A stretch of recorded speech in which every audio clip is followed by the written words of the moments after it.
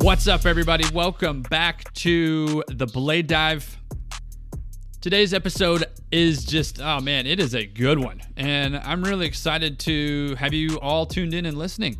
None of this is possible without you doing that. So thank you for tuning in, and make sure you tell a friend about the podcast. That's how this thing definitely grows. It is getting warm in North America, but there is a southern hemisphere winter that's getting ready to fire up. There are still snowcats building and pushing snow on Mount Hood. There's still some snowcat operation stuff that's happening. So stoked for those operators to be doing that, diving into that project. So big shout out to those folks. If you haven't already, give us a follow on social media at The Blade Dive on Facebook, Instagram, and Twitter. Tag us in your photos using the hashtag The Blade Dive or the handle at The Blade Dive. Let us know what you're working on this summer. Tons of dirt work stuff that I see happening around the world. So it's really, really cool to see all that going down as well. All right, here we go. My guest today is Harmonee Johnson, and Harmonee has really contributed to some significant programs in the terrain park world. Not only did she hold leadership positions like crew leader at Bear Mountain, but man, she runs a wench cat and crushes it. So we get into that as well, wench cat versus free cat, what she's all about specifically with the job at hand. But we talk about those experiences as a crew leader, and we definitely dissect what it would potentially look like for frontline guest-facing employees to mentor upper management. What's so great is that Harmonee is willing to discuss what it means to be a woman in this industry of equipment operations in the park world. And because of that, there's a lot of things that come to light via this conversation. We talk about where she's from, Montana, obviously, her journey down to Southern California and being a part of programs like Bear Mountain's parks. And then we also talk about her transition to Mammoth, some of the adventures along the way, and what she's really all about. And I think that that's the direction, me personally, I think that's the direction of the future, being aware of who you are. And Harmonee hits this one out of the park. So big, huge thank you to her for being on the show, being open and honest with us, and diving deep.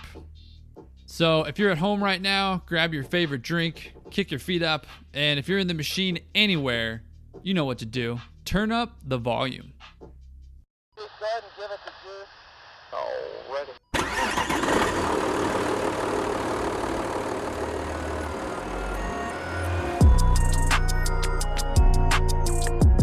Okay, here we go. We are back in the virtual booth today, episode 17, pulling the Zoom parachute, getting away from the Zencastr booth. Whew, thank you, Zoom. It's Harmonee Johnson as our guest. So thank you, Harmonee, for taking the time and being with us. I am honored to be here, honestly, so humbled. Well, I'm honored to have you on the show, and I think it's important that you tell your story. It's an incredible one. I didn't know you were from Montana, had no idea you'd worked at Bear Mountain, no clue that you had landed at Mammoth, and you're kicking ass running a snowcat. So we got to talk about that. Real quick, before we get into it, I want to thank our sponsor, Prenoth. They support the podcast. So grateful that they are on board with the Blade Dive. Okay, one thing we've been doing with the podcast so far that's been really fun is starting out with a special guest question. You cool with doing that? Let's roll it. Awesome. This segment of the show has been really rad to produce, and there have been some incredible special guests so far.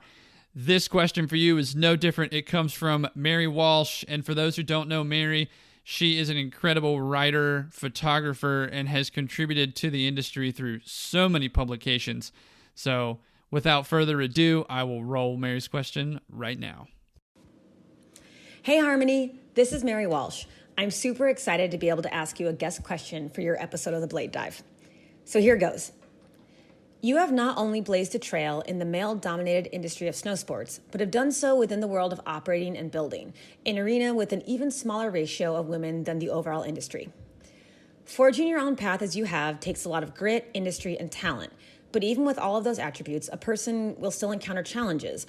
And often it is supremely helpful to have mentors, supporters, and collaborators to learn from, learn with, and provide support as you grow. You know, the idea that community can help nurture the individual within our industry. So along these lines, I have a two-part question. First, along the way so far in your career, how has mentoring, teamwork, and/or the support of others played a role in your learning and success, especially being a woman in a male-dominated field? Part two of my question is, what opportunities do you see to get more women involved in the snowboard industry in general, and specifically in the building, park, and operating world?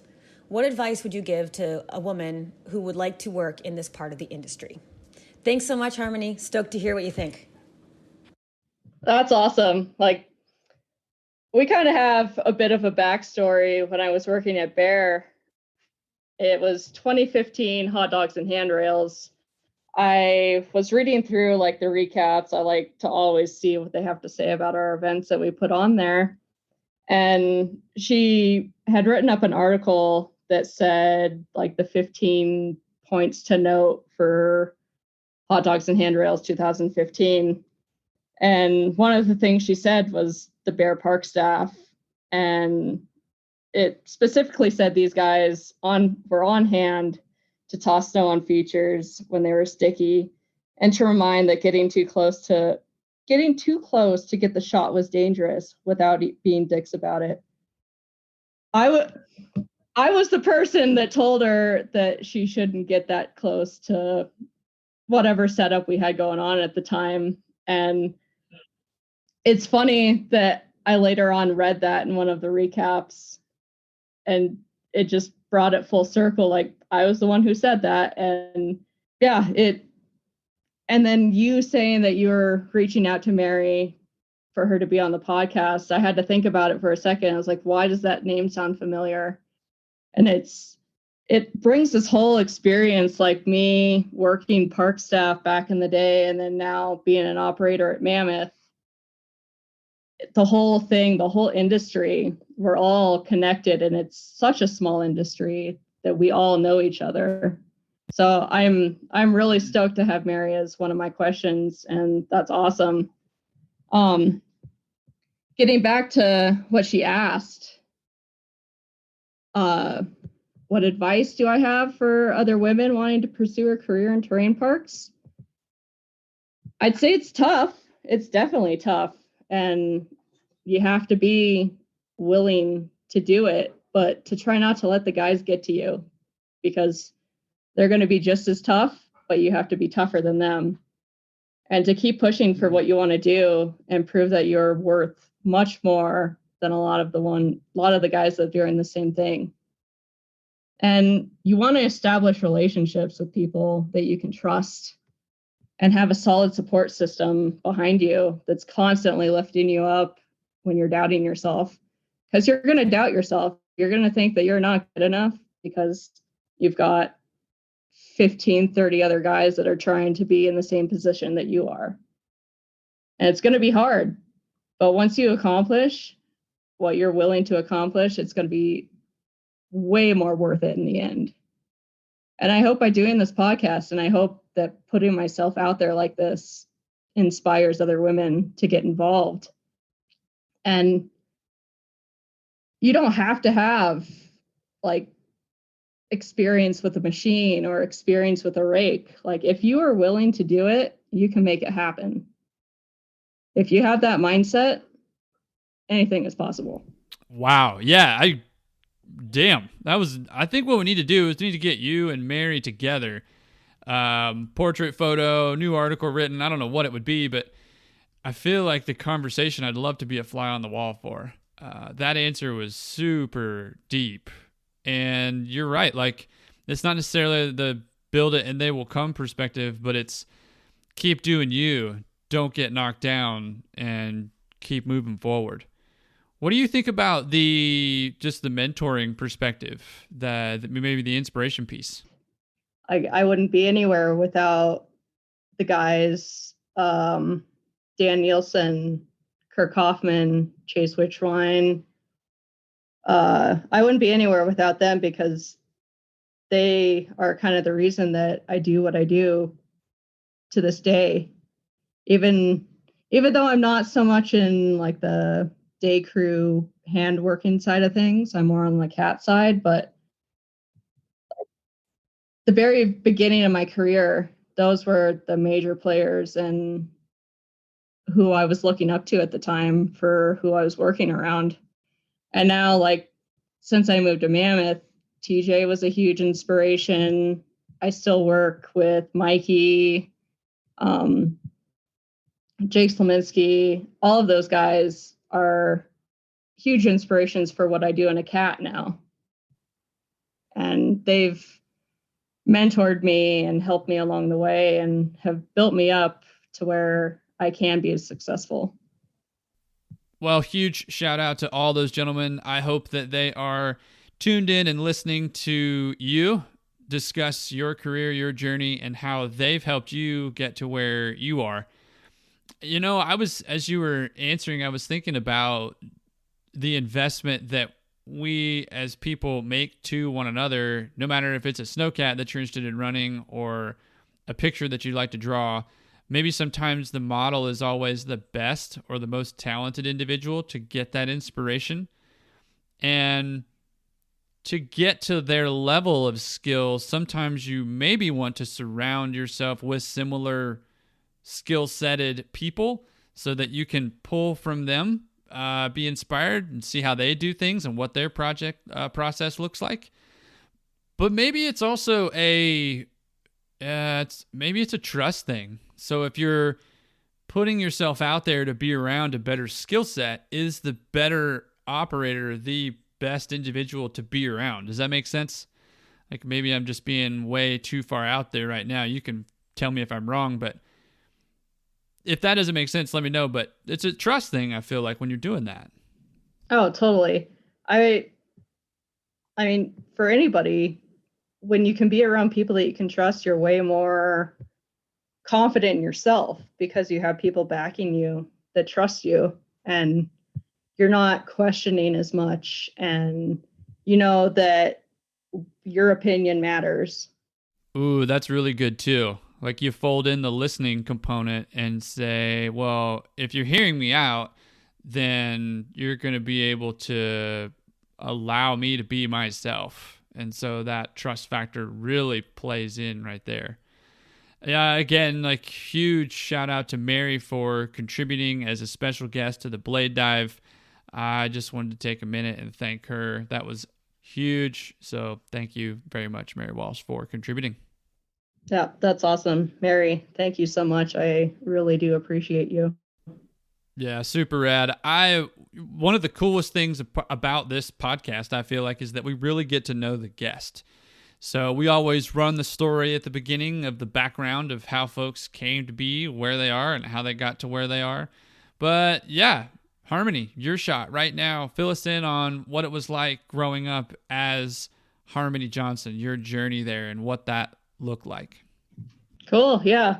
I had a great childhood. I was an only child, and so I didn't really have a whole lot of brother or sister influences behind me. And I wasn't involved in a lot of school sports. So kind of what I fell back on was sports outside of school.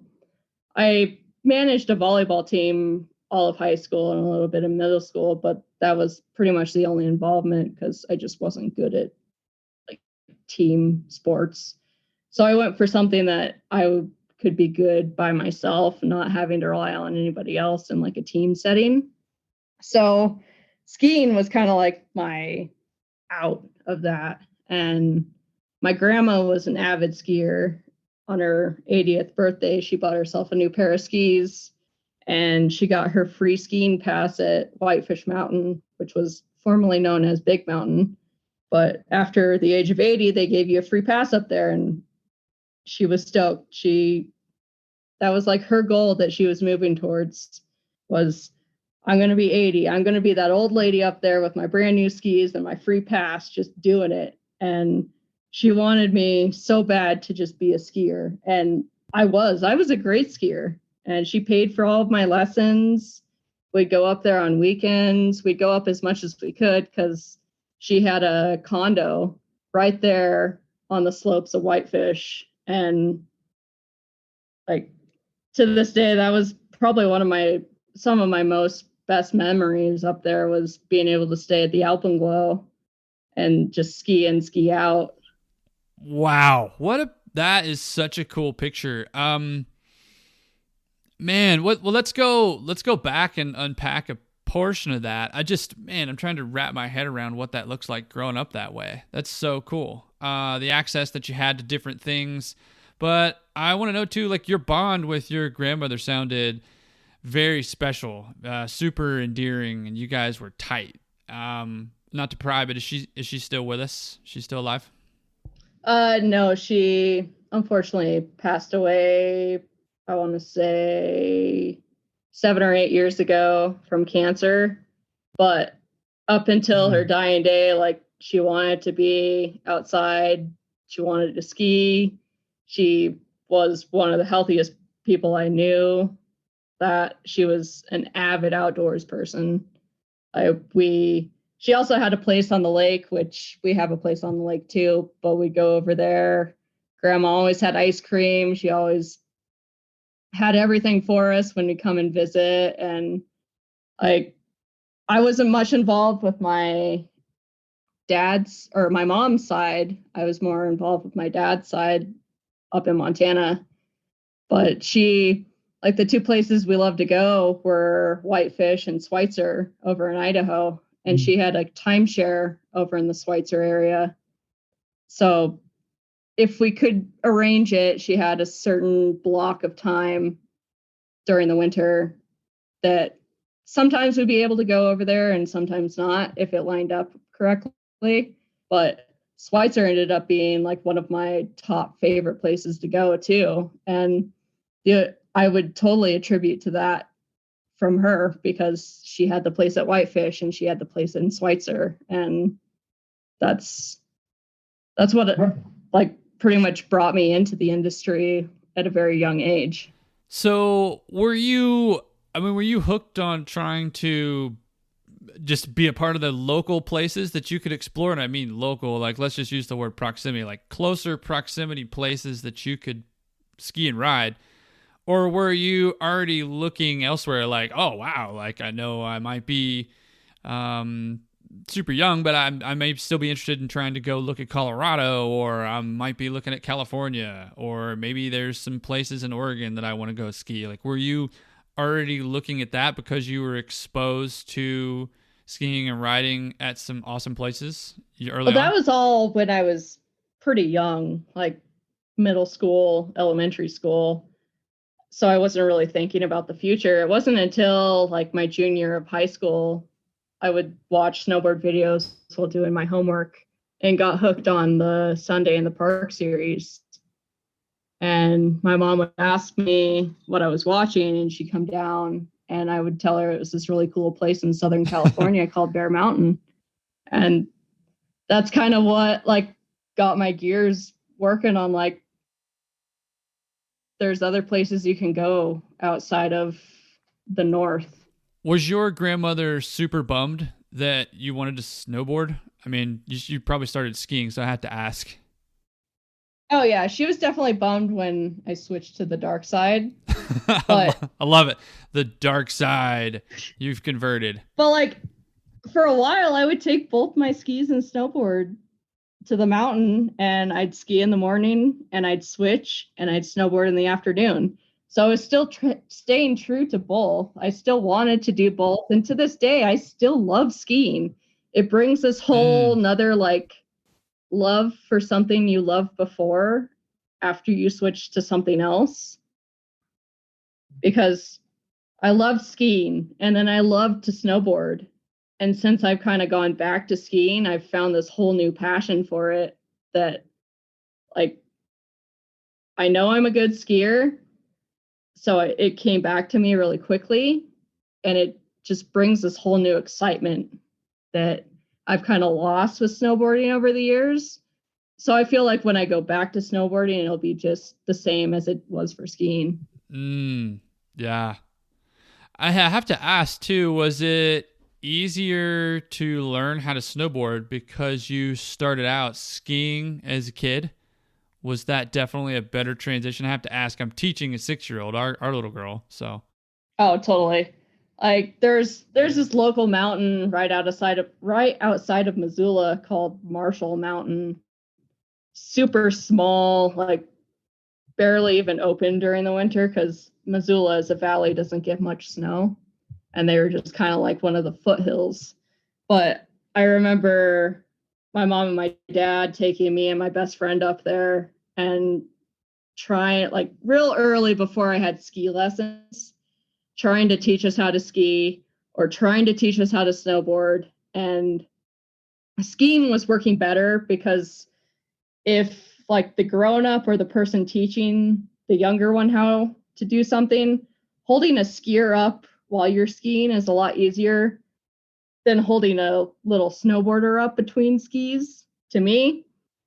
And there's so much more like technology out now. You've got like the leashes for skis and the bumpers between the skis to learn them how to pizza and all of that. But I think we definitely caught on to skiing a lot better than we did snowboarding just because we didn't know how to run our edges. And once we were able to learn how to like run an edge with skiing, then it translated over. You've got 2 edges on a snowboard. You've got 4 edges on skis. Once you learn that, then you can take it to something else. But it's also different for everybody. Like some people that have never skied before have a really hard time doing it. We always did like a family fun night at Summit, and the Bear Park staff would come over and join up with the Summit Park staff, and we'd all ski instead of snowboard. And those are some of the funnest nights that we had as like an entire crew. And I kind of had the upper hand because I already knew how to ski and I had my own personal pair of skis and everybody else had to rent theirs. But it was fun, like seeing everybody trying to hit features or just make it down the run. Okay, first of all, that whole concept, that idea is just wow. But I make what we were talking about originally with learning how to ski. I definitely maybe need to go back and rework how I'm approaching lessons with our kiddo. But it's difficult when you're trying to teach a kid how to snowboard. And I think, like as I've mentioned before, I'm mostly more interested with building snowmen sometimes than I am with teaching her how to ski and ride. And she is too. So we're going to roll with that for a minute. But dude, the team building experience with doing that, like the just the conversations that had to have been generated by pursuing something as a unit, as a group that was just probably foreign to most of the group. I mean, I'm sure there were people falling and having a good time and laughing and just, dude, I mean, the conversation that came out of that had to have been cool. Oh, yeah. It was a great team building experience because it was during like Summit's night sessions. So it was at night. It wasn't during the day. None of us were on the clock. We had drinks. Everybody was having a good time. We were all together. Like, just being able to laugh and make fun of each other for falling down or falling off a rail or falling off a box while you're skiing. It was a cool experience. And I'm so thankful that like we got to do that kind of stuff while I was there. Whose idea was that? I think that is a brilliant idea for team building exercises. If you were to just say, hey, we're all going skiing and all of you snowboard. Whose idea was that? I'm not entirely sure, and I don't want to give the wrong person credit. So I'm just going to say it was kind of like a tradition that we did for park staff, that for one of our kind of build-up nights was, or family fun night that they'd have. That's just what happened. It was just a tradition. I would be the dude definitely falling on his ass a lot. I mean, I totally would. And I just think that it's such a... that's a great little icebreaker for just generating some really cool conversation. I think you'd probably make some new friends, realistically, build the trust. Such a cool little exercise. We got to figure out who's willing to take the credit for that at Bear Mountain for establishing that little tradition that you guys did. That was such a cool little story.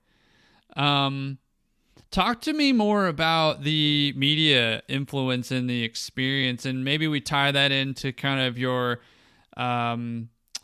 shared journey with your mom and that bond there, that connection. Because I too was also maybe we use the word influence, but I don't really like that word. Maybe we use the word impacted. There we go. By things like Sunday in the Park, all the movies that came out of Bear, No Big Deal, Feature Factory. They're just points in time in history that were a part of the industry that it's so cool that they're documented. But you journeyed down there, and there was the interest of journeying down there was really not a stressor for your mom. So maybe fill us in on the connection there that you had with your mom and your journey going down there and her backing it. That support there. That sounds really cool. Yeah, so my mom she's originally from Southern California, Norwalk in general, and she had a big family. And once a year, the family would go up to the mountains. Obviously, the mountains would be up there, Snow Summit, Snow Valley, Bear Mountain, as they're called now. But she learned how to ski at Gold Mine, which is now Bear Mountain. And when I told her I'm looking at these videos and I'm watching all of this insane terrain park stuff go down, she's like, where is that at? And I told her it was Bear Mountain, and it just had like this flash in her mind, like, yeah, that is where I learned how to ski. And that's so cool that it's coming back to you and you're seeing this now. Yeah, I think that I'm trying to remember. So like at that age, I was looking at what was attainable for a journey that I could get support or permission rather. So I was looking at places like, that were close, like North Carolina, Sugar Mountain, Beach Mountain, Appalachian Ski Mountain, things like that. And then Snowshoe was kind of like the holy grail on the East Coast. It was like, oh, wow, we're going to go there. Holy crap. And then Seven Springs was like a far off distant dream because it was just too far. But that's so rad that, your mom was on board with your passion, your interests, what you were willing to maybe put yourself out there for within reason, and just back it. Like she was totally behind it and saying, yeah, let's get you there. And it's awesome that I have an experience there too. So here's how I can help support you along the way so that you can see whatever your definition of success might be out of it. Well, she's always been super supportive in anything I want to do. And my dad was kind of a free spirit too, and a big kid. And I originally wanted to take the traditional route and go to college after high school.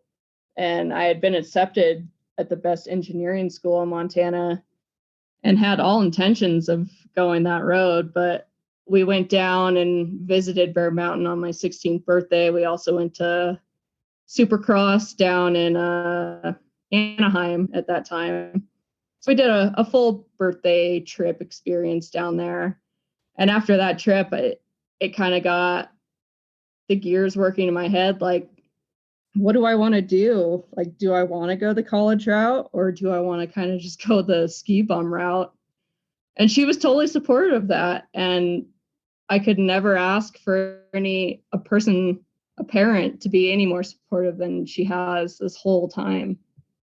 Yeah, super cool. I mean, when you can give your kids space and believe in them, I think that really gives them a sense of confidence to go after their goals, go after their dreams. I'm learning how to do that even to a 6-year-old. So, try not to be a hover parent. But and speaking of that, you were in a state that I view is something that is also very much a part of that outdoor world scene, growing up in Montana, and it's kind of like your own playground in your backyard of places that you could go explore. And you were kind of doing that with your grandmother. But what else were you getting into? Because I think of Montana and I think of like all kinds of things that you can get into in the outdoor world: Yellowstone, mountain biking, fly fishing, Bozeman, Big Sky. I mean, like those are not everything that Montana is all about, but I had to imagine that those were things that you were interested in. So I guess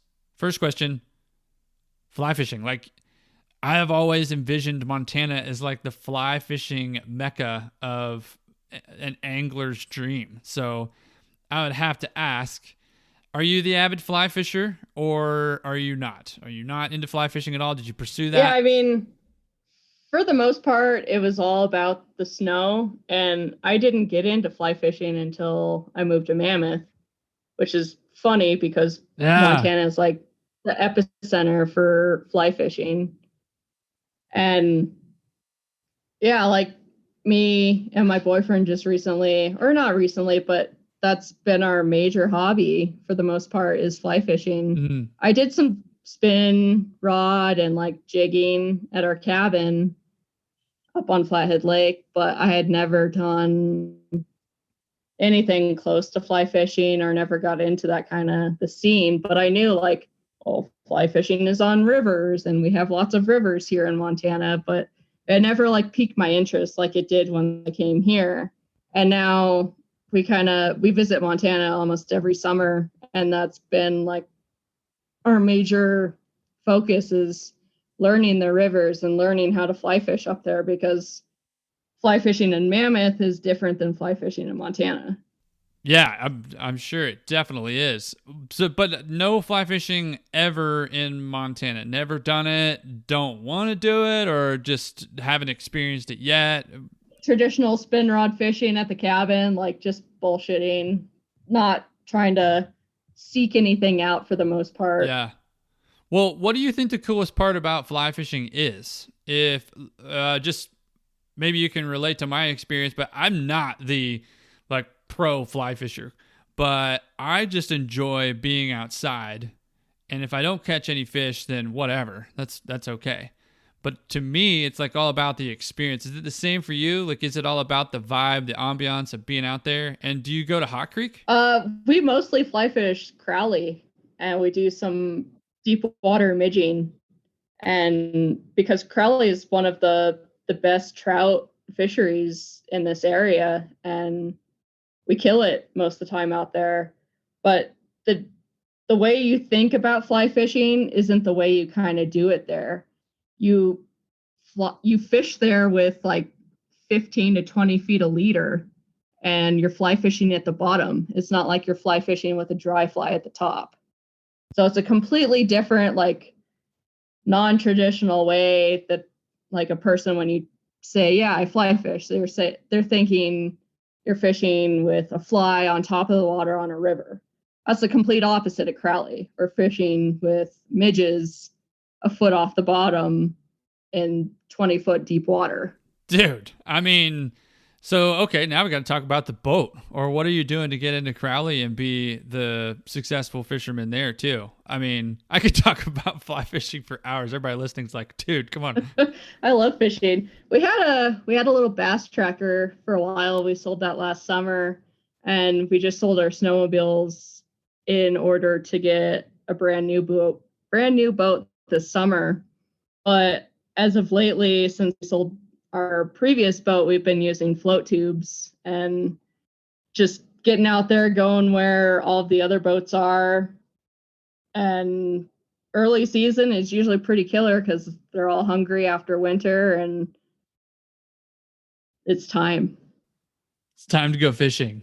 Fish on. Yeah, I've never fished Crowley. I always remember going down to Hot Creek, and Nathan Bishop, who's a homie, still lives out in Mammoth, really good friend of mine. And he would always just, man, that dude, I would be wasting my time. I was just having fun, like Ferdinand the Bull, like looking at the surroundings going, oh, wow. And then he would just be looking at the fish, being like, oh, there's a hog right under that bank over there. And we'll put this little stonefly right over there. Yep, fish on, you know. So like the Hot Creek memories were really cool. It's hard to fish Hot Creek these days because like everybody is now into fly fishing. Fly fishing is blown up in the last couple of years. And the only place to like year-round fish in Mammoth is Hot Creek or the Owens River. So when you try to go out there during winter season, you're going to find everybody. You can't hardly find a spot down in Hot Creek to fish.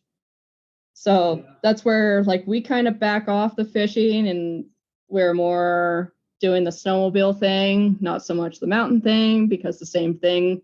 There's a ton of people up there most of the time. We just kind of want to do our own thing.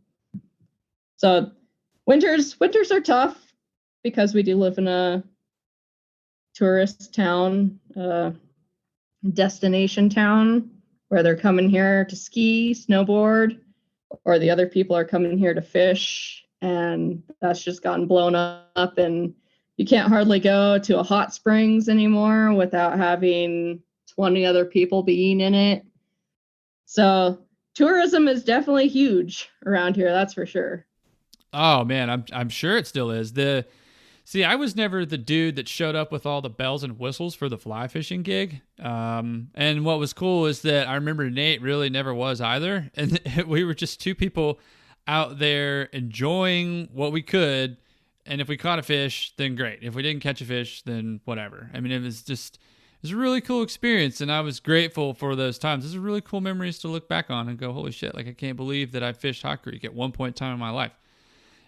And I think, speaking to that, life has its transitions and different interests that people take along the way into new adventures. But I want to know what it was like for you to initially take an interest in operating a snowcat and what that experience was for you. And I have a special guest question from Tex himself, and I will play it for you now. We'll jump into that.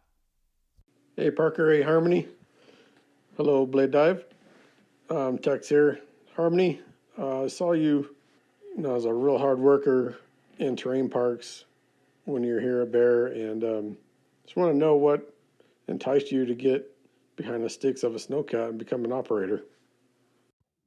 Oh, I have the utmost respect for Tex, and I thank him for giving me the opportunity to run a cat, not being on the clock, just trusting me that I wasn't going to fuck shit up, and just being there to like guide me and just ultimately believe that I could run something. And like, it started off, I mostly wanted to be in a cat because I gained a level of leadership while I was on park staff at Bear that I felt in case of an emergency in the morning, I needed to know how to run a cat, just in case something got missed during the night, because we didn't have like a swing shift and a grave shift. Like all of our guys were pretty much one shift, whether it be swing or grave, because it always swapped depending on snowmaking or weather. And that made it kind of hard. So hard for both like sections, being park staff, day crew, and like the night people.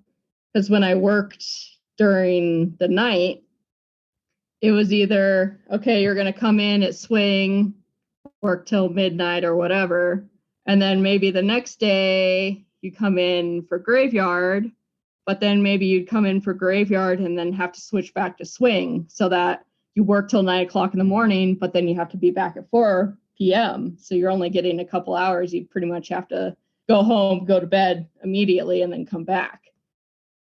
But for me, like during the time that I was working the day side of things, I felt it was important because we're all human. We all miss stuff every now and then.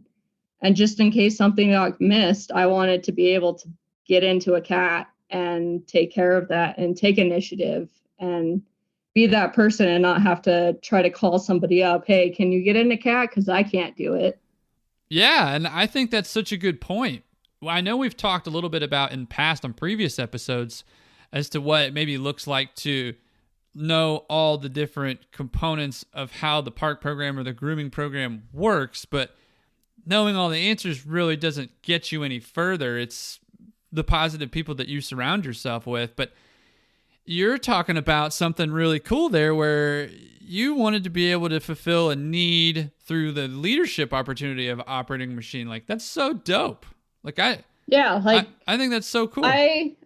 I just wanted to be able to do everything kind of at that point. Like I wanted to run a snowcat. I wanted to be trusted that I could open the mountain, have it safe for public, have everything go correctly, be able to make the right decisions if those decisions need to be made, and just be that person that patrol or lift maintenance or anybody needed to go to if something needed to be handled that morning.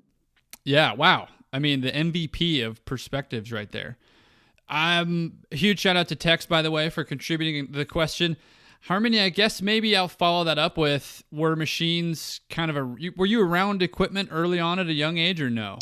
Yeah, I wasn't really around them, and I didn't have like a connection as a kid. I had a Tonka truck that I played with in the yard, but like nobody in my family ran anything. Contrary to the belief, we weren't involved in farming like you think you are going to be living in Montana. Well, sorry to interrupt. I guess I've always thought of why is that? I've always thought of Montana as like fly fishing, bison, Yellowstone, and I've never once thought of it as farming territory. Are you talking about like the eastern half of the state? It's huge farming. Like the reason that we're able to get our driver's license at 14 and a half years old is because most kids come from families that own ranches and have farm equipment, and those farm equipment have to be able to run on the road to get from place to place. So it's kind of like, I don't know if it's necessarily a Montana thing, but it's definitely in Montana that I got my learner's permit at 14 and a half, and I got my driver's license at 15. And that's not how it is in most states. Like it's 16 in California. But just the way that, like, I live in the valley is great for growing. I know a ton of kids that have either taken over their parents' or family's business for farming or have done irrigation switch outs or anything like that, because it's a huge kind of thing in the valley there in Missoula. We grow a lot of shit. But I was never involved in anything like that. But yeah. Totally.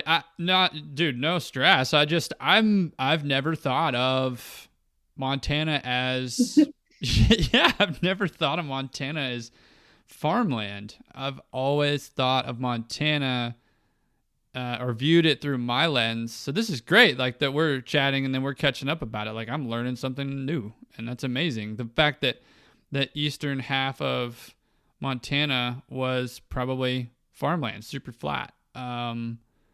But yeah, I've always just thought of Montana as different. Never looked at it as like the agricultural state that it could be.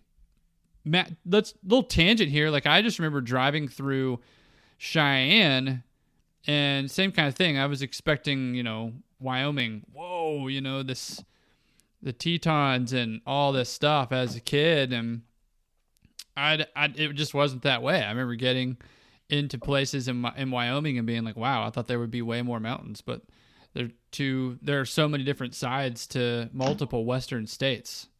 I have to ask too, was the eastern half of Montana, farming, that side of life over there, you were already doing the ski thing and pursuing that, whether it was with friends or family. So because you were around in the mountains, was the farm thing and the flat side of the state a bit of a turnoff? I mean, I got to ask that just out of curiosity for what you got into as a kid. Well, what you were talking about driving through Cheyenne, Wyoming, like that part of Montana, eastern Montana, is super flat. Yeah. Like you go anywhere past Bozeman, you're in like pretty much North Dakota, South Dakota, Wyoming. Like it is flat as fuck, and there's nothing out there. But you get... Yeah, so was the flat part of the state just a turnoff? You weren't even interested in going? Well, I never went out that direction. Okay. Like I have mostly stayed in western Montana, where all the mountains, all the lakes, all the rivers, everything. You got the valleys. You got pretty much everything to offer right there. And Rad. it's not that I didn't like any of that. I just wanted a bit of change, I guess. Like I wanted to kind of get out of Montana because that's all I've known my entire life. And I wanted to experience something else on my own. And what I had seen in the Sunday in the Park videos, like I wanted to be a part of that. That just seemed like super rad. I wanted to try it out, see where it went. I was only planning on staying in Bear for a season and then maybe moving to Mammoth or Tahoe. But my mom felt like she was most comfortable in me being in Bear because she had all of her family was within an hour or two of Bear Mountain. So when I moved there at 18, that's where she felt most comfortable me going. But I fell in love with the area and the people, and that's what brought me back season after season when I was there. So now I just want to go visit Montana for the agriculture. I mean, I'm down. Just go check out the eastern half of Montana. I'm sure it's dope too. Like no diss to that half of the state. And you were going down to Bear, like you were saying, coming back year after year, season after season, and just kind of revisiting Texas question.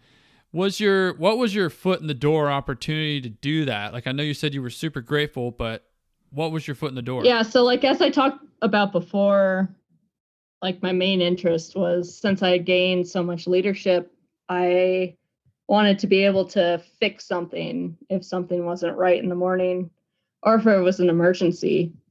And then I started riding along on my own time. I never got paid for any of the time that I rode along with anybody. Or even the time that I like briefly ran a cat for a couple hours out of the night, I didn't get paid for that. The experience was more a priority to me, and I didn't care if I was getting paid for it or not. And that was kind of the thing you did then. Like being part of the park staff there was kind of your entry to be able to run a cat. And if they found that you were like dedicated and committed to what you did, then eventually they give you a chance in a cat. And that's how you were able to get into a machine. And not soon after that, I was coming in to open the hill in the morning for park staff. And at that time, I was in charge of the hill. So I had to be there in the morning, make sure everything was good. And then I'd leave pretty much the department to my next hand man. And I'd come back for swing shift and work the remaining hours of my shift in a cat.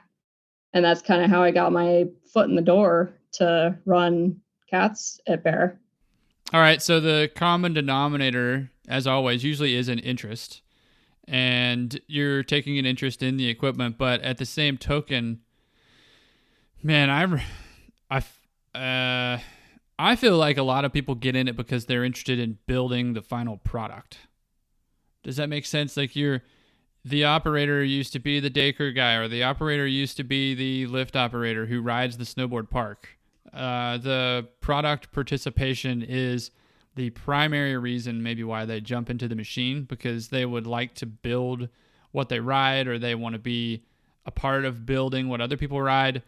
But just, you're not out of left field here. You're like pro perspective with the thought process of, hey, I see a bigger picture here. At the end of the day, there are so many other things that could possibly get accomplished if I had the access to the machine, so that if something needs to be moved, like a snow gun or a feature, a rail or a box, whatever it is, you're creating another opportunity for another employee to go and get another item on the checklist done. So it could be something that logistically needs to happen on the day crew side, or coordinating with patrol, or speaking with lifts, or getting with snowmaking, or whatever. It frees another person up. Oh, yeah, totally.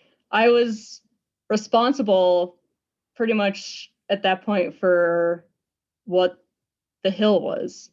If a ramp didn't get tilled out, or a run didn't get tilled out for whatever reason, or a feature, or their left trap marks, or anything like that, like depending on how big of the situation it was, us as park staff could fix it, but sometimes it wasn't fixable and there needed to be a cat and there needed to be somebody who could operate one.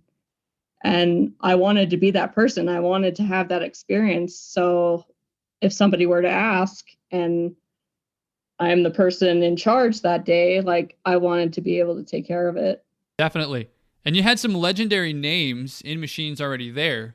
So I want to know, who were you riding along with? That's the question. I rode along with Desi. I rode along with Castro, my roommate at the time.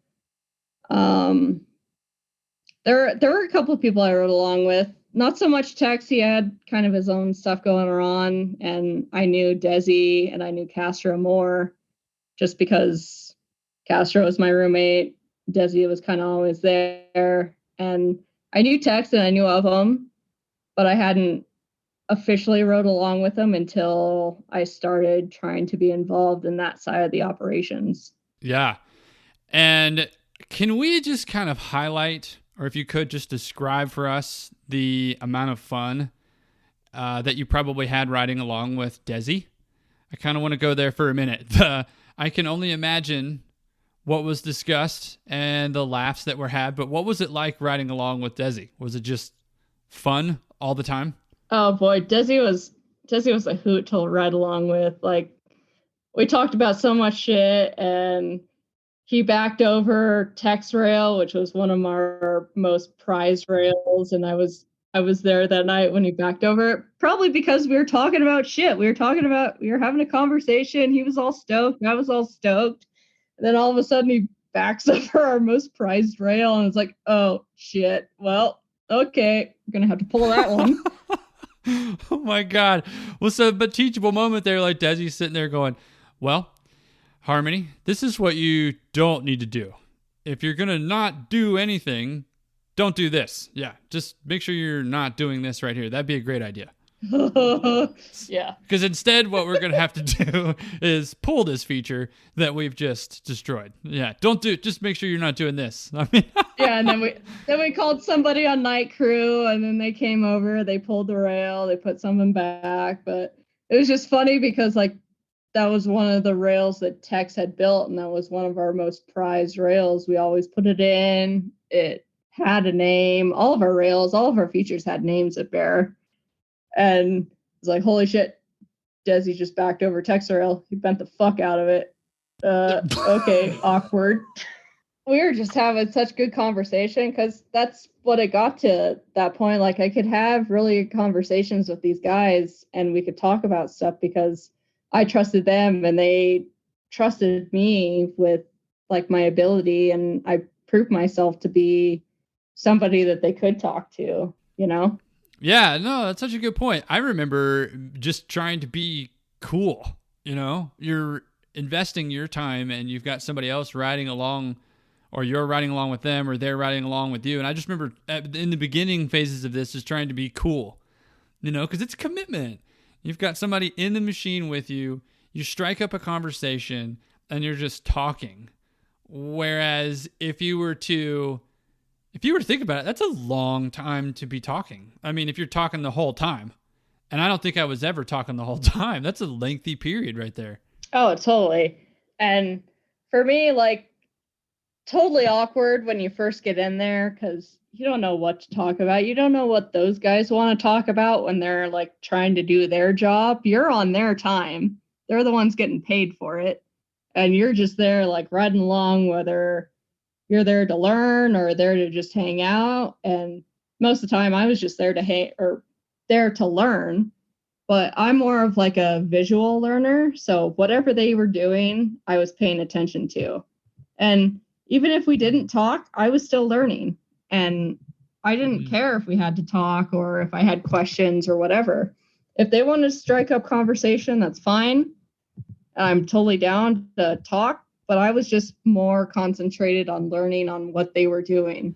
Yeah, and you bring up a good point there because silence can often be golden, and silence can also be awkward. So the need to feel like you have to strike up a conversation there exists, but I think an introduction definitely suffices, and if there's a question that comes up, then so be it. But like what you're seeing through the windshield of the machine via the other operator is far more powerful. The visual is far more powerful than probably what you could be bullshitting about and talking about during the entire. That totally makes sense.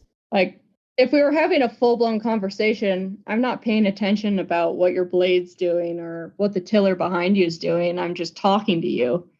But if we're in there silent, I can watch like the movements and the precision and how you're manipulating the snow and what your tiller is doing behind us. And I can watch that without being distracted with what you're saying that you're doing and me not completely understanding that.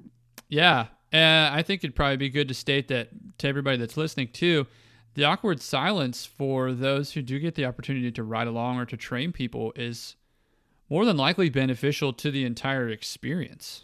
I'm always an awkward person to begin with, so I can't always strike up a conversation or keep a conversation rolling. So just watching, I love just watching somebody do something or just paying attention and absorbing everything that's going on around us. Yeah. Well, I think that, I mean, Harmonee, you're crushing the podcast conversation. So well done. I think you're a pleasure to talk to. I've really enjoyed all of this. Let's keep this rolling.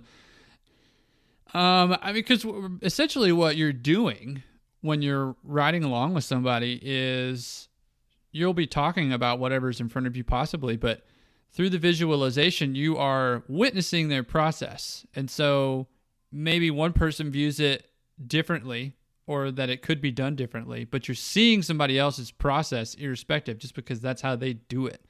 And when you can gel all that stuff together as an operator, man, it's kind of life-changing a little bit. And that totally happens to this day. Like I ride along with all of the guys I work with and they have a certain way or a certain routine they like to do stuff in. But I might be thinking about it differently in my head, the way I want to do it. But I also take their process along with mine, and I try to make a decision on how I want to approach something, because I can manipulate their way of doing something in my thinking process and kind of create what I want to do with the specific task I'm forced with. Yeah, you're optimizing your opportunity. You're taking advantage of what's in front of you, however you want to put it. But I want to take a minute and also discuss so we've talked about your transition from Montana to Bear, and we've rolled through what it was to have an interest to get into a machine and then your goals there. But I want to talk a little bit about the journey down there, the road trips. I'm all about that. If there were any cool sunsets or places that you saw, photos that you took, but what was it like to join that team down there, that park crew team? Yeah, I mean, the drive there is pretty bland. It's a 16-hour drive on the 15 all the way down. And about the only exciting part is when you go through like the 15, 20 miles of Arizona, right at the very tip top of the Grand Canyon. And the rest of the drive is pretty much flat. So it makes for like really quick driving because all through Utah, Idaho, and Montana, outside of like the cities, you can go 80 miles an hour. And that's also true for the drive from Mammoth to Montana. Once you get out of like Reno and you get on the 80, then it's 80. And then in Idaho, you get on the 93 and it's 75, but then you get back on the 15 for a little bit. Neither of the drives are very exciting. And I usually drive both of those straight through. I don't make any stops. I just send it, because there's really nothing for me that excites me. When I'm going back to Montana, I just want to get there. I want to get there as fast as I can because I'm so excited to go back to my home and go back to what I know. I've always stayed true to the quickest route. All right, I'm seeing what you did there. You're basically saying, Parker, hey man, the shortest distance between 2 points is a straight line. That's what I'm going with. Yeah, pretty much. And like I should stop and smell the flowers along the way, but I don't because I just want to get there. Like I could go up the coast of California and make all the stops through California, Oregon, Washington, but that just takes too much time, and I just want to get back to Montana and get back to my mom and everything I know there and just get going on either vacation or whether they're there for the summer. All solid points. Yeah, totally.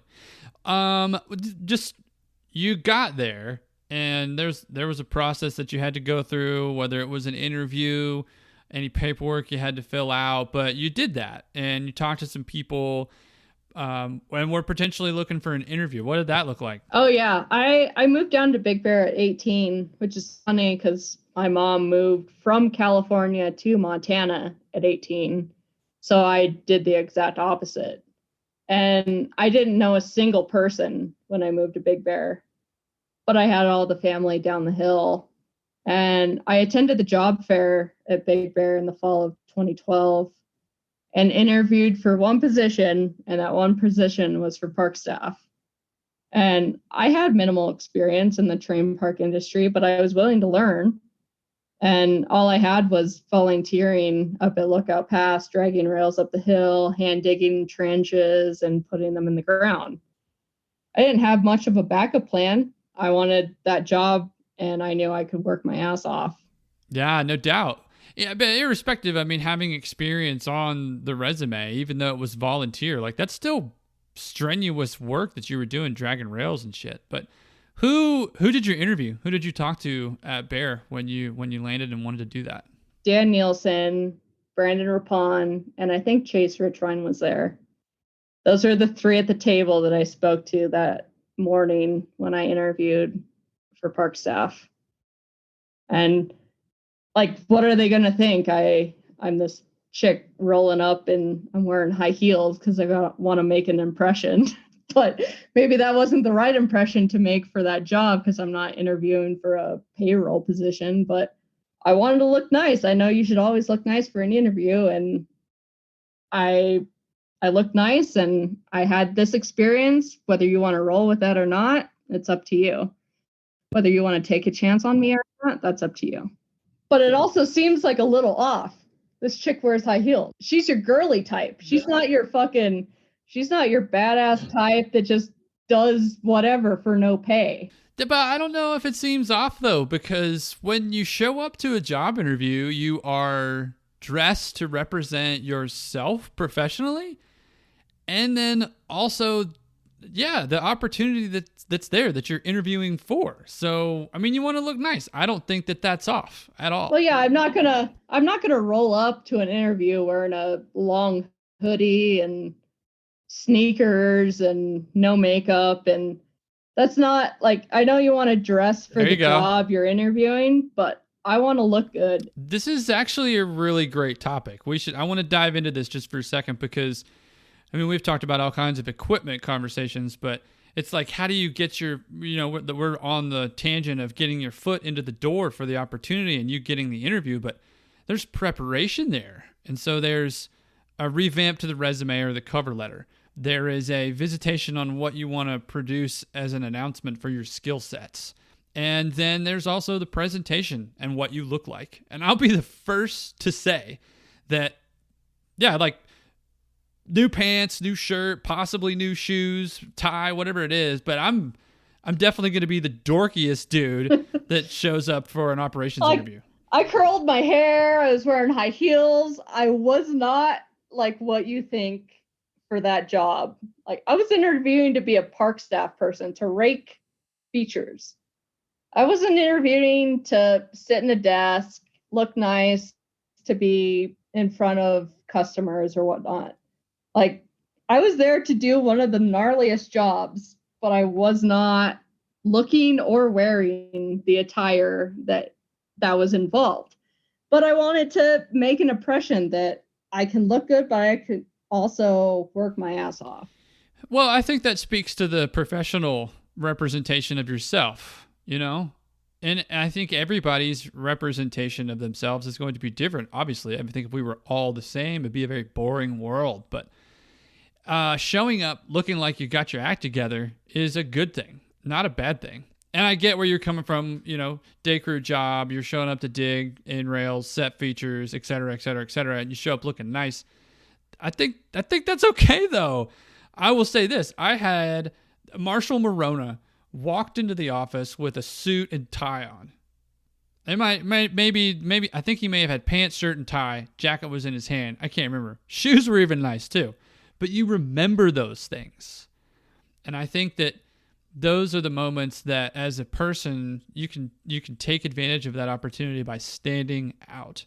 And if you present well beyond what you're dressed like, then you've just hit the home run. And hopefully you're given the opportunity. But yeah, this is something really cool to discuss. I think that as you're pursuing a career in the snow industry, it's very important to be taken serious when you need to be.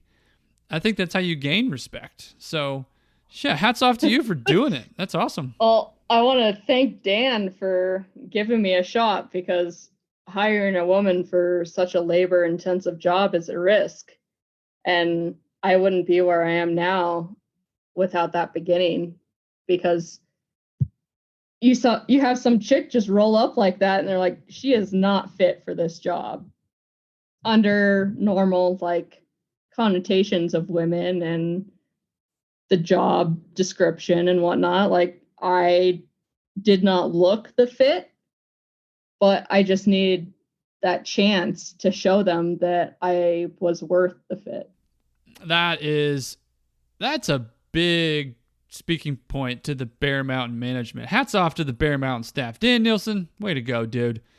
I do want to get into the push road question of the day with you. And just so everybody knows, the push road question of the day has just been, I've been bombarded with all kinds of broad questions. And I think that has been the goal the whole time. I just didn't think that we would get this many. One of the other things is that not a lot of people want their name thrown out there. So it's definitely a lot of anonymous inquiries, which is cool. I respect that 125%. So we'll keep those folks on the down low. But I'm going to roll the intro and we'll jump into it. And I'm excited to hear what you have to say about it.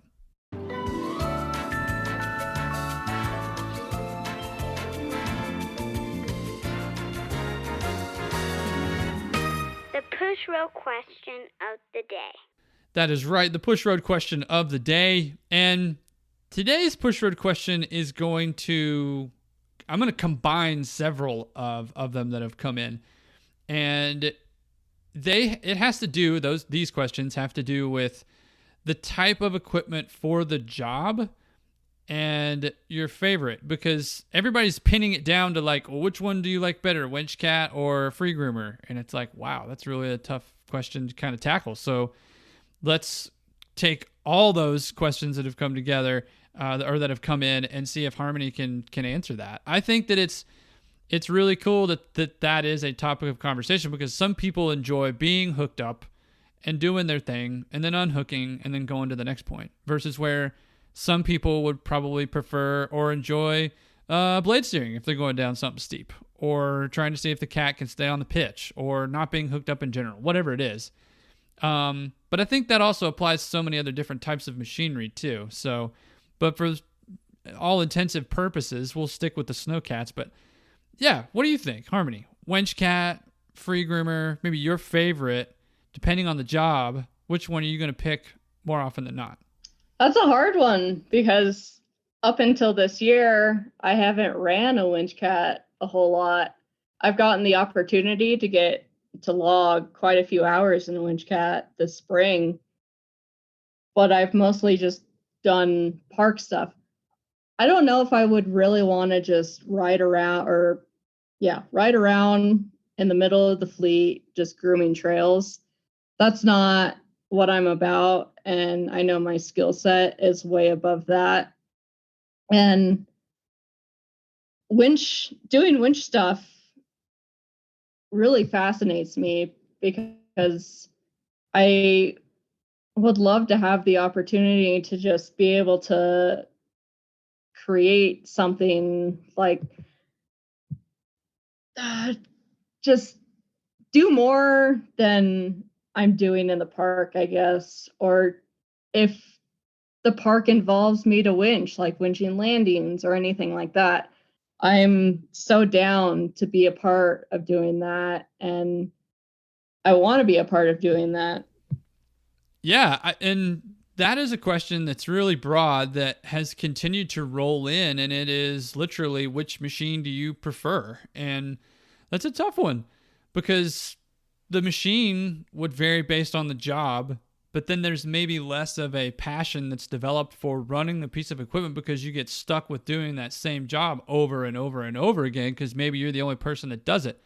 And to your point, like you getting the opportunity to do more of that would be awesome because then you can maybe pick and choose what you want to be a part of, hopefully, if management allows you to do something like that. But I think it opens the door for people when they learn how to operate a different piece of equipment because then the job dynamic keeps changing. You've got something new that comes in that you can experience and you get excited about coming back to work the next night. But yeah, it would be like maybe choosing the difference between the same lightsaber, maybe a little better, like maybe one is blue and one is green. I don't know. I'm referencing Star Wars a whole bunch on this podcast. I got to stop. But, and another thing would be if you had a job that could, either machine could be chosen, but you maybe preferred to do it in the free cat instead of the wench cat because you could just pull it off. Maybe the climbability is there. Maybe you're going to do it on all downs because you're not taking a whole bunch of snow downhill. I don't know, whatever the scenario would be. But if you had, maybe that's the follow-up. I want to kind of keep this rolling as a topic, but if you had a job and either machine could apply to the job, which machine would you choose for that job? I think that's a hard one. Yeah. I mean, nowadays, if the opportunity arises for a project, I want to be that winch project. I want to be doing that because I want to gain more hours in the seat. I want to do more of that. I want to run more of those cats. I want to learn more of what, like, when you run into problems or when the cats throw a code or when there's doing something that doesn't seem right to you. I want to have that kind of experience because when I run our normal cats, I know when something's off and something isn't. And once you've ran something long enough, you can like decipher that right off the bat. But these winch cats are something that's totally out of my range. And I mean, I have the best person to fall back on. My boyfriend is one of the best winch operators at Mammoth right now. And for any question I have about winching or anything that has to do with winching, whether it doesn't seem right, the machine's not working right, what I should do, if my cable is in a certain way and it doesn't seem right to me. So I ask him, like, he has the answers because he runs winches more than anybody else does. So the person I rely on is him for winch advice. And I want to be able to have that kind of winch advice. I want to be able to decipher that myself and make my own decisions on whether the winch is running right, if I'm doing the right thing, if just any of that, you know? Yeah, I do. So maybe let's spin it this way. Run with me for a second on this. How do you create that opportunity? How do you make that opportunity to get in the winch cat happen more often? It's hard in the park because not all the time we have winch projects. We have more like in the springtime during this time of the year because obviously just how gravity is, all of your snow ends up at the bottom of the hill and you got to get back up. But like we're not a super winch heavy park department. It's more of on the cat crew, the other side of our department that has the winches. But I want to have more winch experience or more winch opportunities in our department because I think it makes everybody more of a rounded operator when you're able to jump in one, or if something needs to happen right away, somebody can do it. But is it do you create that opportunity as an operator by having an interest, like we've already talked about, with you creating your opportunity? But is it also, or could it be a need from the department? Does that make sense? So is it more or less just is it a proactive or is it a reactive approach? So by that I mean, is it the individual's passion pursuing new opportunity, or is it reactive from the department needing to fill a hole? Well, honestly, I think it's more of a money thing, because to earn higher pay, you need to have certain time in each of these machines, and winching is one of those machines. So if I want to earn more money, I need to be able to winch. I need to be able to be one of those people that can be called upon when we need to winch something, or something comes up, or if cat crew needs somebody else. Like, I want to be that person, and I want to have that experience that they can be like, oh yeah, she's signed off. She's good to go. She knows what's up. You can rely on her. Yeah, good points. I do want to get to our next special guest question. It comes from Jess Richitelli. Straight up badass. So Jess, thanks so much for contributing. Harmonee, I will go ahead and play the question for you now. Hey Parker. Hey Blade Dive. Harmonee. Jess Richitelli here. Man, your reputation for being a straight badass certainly precedes you. You've worked at 2 mountains that have some of the biggest and best park programs. You've continually progressed your skill set and your position in both of those programs. What I'm wondering is, do you feel that the snow industry and terrain parks specifically is still a boys' club? And do you feel like you've been given the same opportunities to progress your career as men have that are going after the same jobs? Can't wait to hear your episode.